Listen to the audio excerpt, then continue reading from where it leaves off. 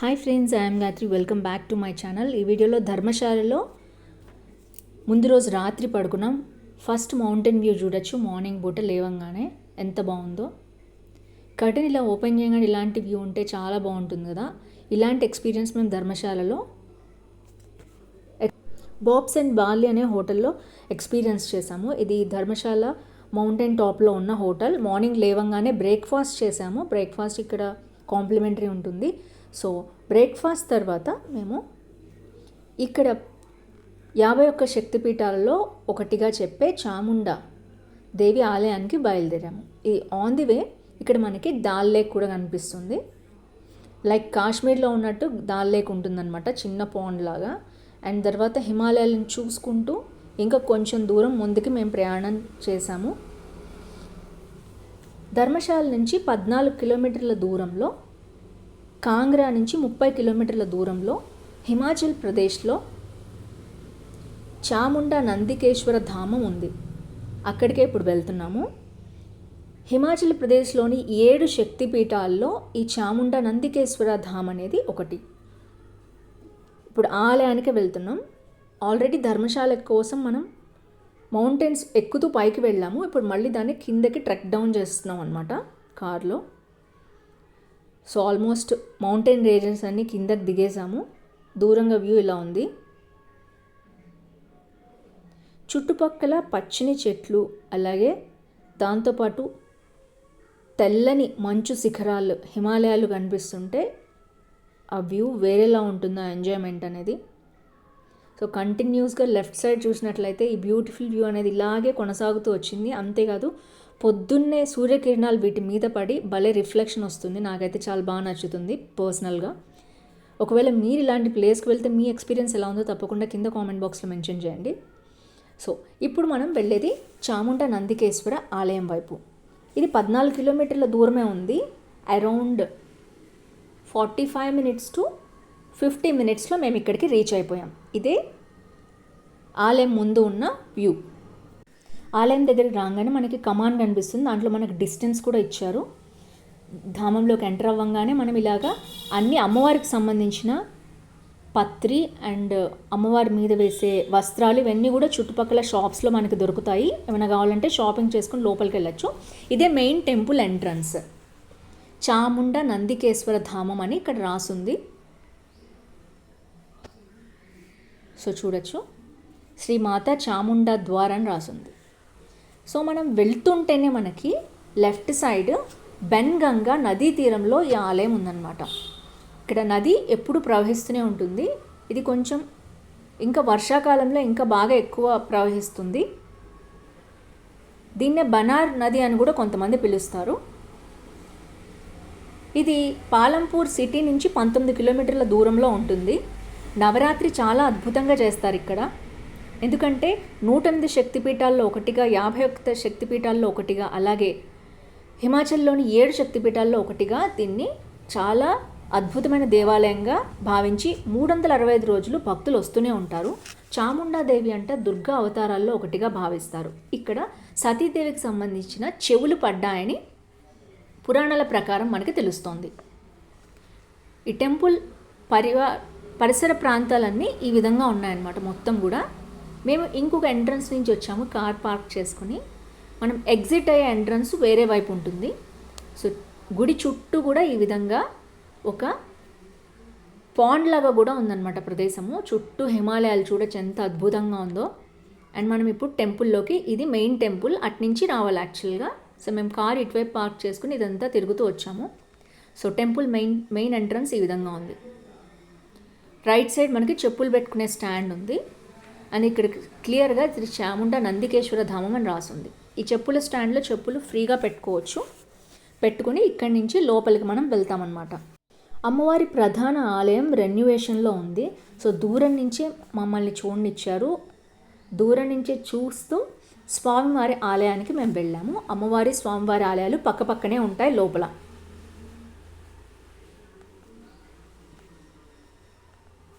So main ఆలయం entrance ఈ విధంగా ఉంది. ఈ విధంగా కొన్ని స్టెప్స్ దిగాక మనకి ఫస్ట్ అమ్మవారి ఆలయమే వస్తుంది, చాముండాదేవి ఆలయం. పురాణాల ప్రకారం మార్కండేయ పురాణంలో మనకి ఏం చెప్పారంటే, చండాముండా అనే రాక్షసుల్ని అమ్మవాళ్ళు కాళీ రూపంలో సంహరించారు. అంటే చండాసురుడు, ముండాసురుడు అనే రాక్షసులను వధించడం వలన చాముండాదేవిగా అమ్మవారు అవతరించారు. మనకి మార్కండేయ పురాణంలో దుర్గా సప్తశతిలో 7వ అధ్యాయంలో 21వ శ్లోకంలో మనకి చాముండాదేవి అవతారం గురించి చెప్పారు. యస్మాత్ చండంచ ముండంచ గృహీత్వా తముపాగత చాముండేతి తతో లోకే ఖ్యాతాదేవి భవిష్యతి అని చాముండాదేవి గురించి మనకి పురాణాల్లో చెప్పారు. ఇదే అమ్మవారి ప్రధాన ఆలయము. దూరం నుంచే మనల్ని చూడనిస్తారు, లోపలికి ఎంట్రన్స్ ఇవ్వలేదు. సో అమ్మవారి దర్శనం చాలా బాగా జరిగింది. దీని తర్వాత మనకి శివుడి ఆలయానికి వెళ్ళే దారిలో ఈ విధంగా పవిత్ర కుండం అనేది వస్తుంది. ఇది సరస్వతి నదీ రూపంలో కుండంగా ఫామ్ అయిందని చెప్తారు. స్వామివారి మీద నుంచి కంటిన్యూస్గా ఒక జలధార వస్తూ ఉంటుందని, ఆ గుప్తంగా వచ్చే జలధార ఇక్కడ సరస్వతి నదిగా మారిందని చెప్తారు. అదే ఈ కుండ రూపంలో ఇక్కడ ఉంటుంది. వచ్చిన భక్తులు ఇందులో స్నానాలు చేసి తర్వాత స్వామివారిని అమ్మవారిని దర్శించుకుంటారు. ఇది ఒక కుండ రూపంలో ఉంది. కుండం తర్వాత ఇక్కడ మనకి నది కూడా రైట్ సైడ్ లెఫ్ట్ సైడ్ ప్రవహిస్తూనే ఉంటుంది. బెన్ గంగా అని దీన్ని అంటారు. ఈ నదిలో కూడా చాలామంది స్నానం చేస్తారు. ఇది స్వామివారి ఆలయం, నందికేశ్వర ధామం.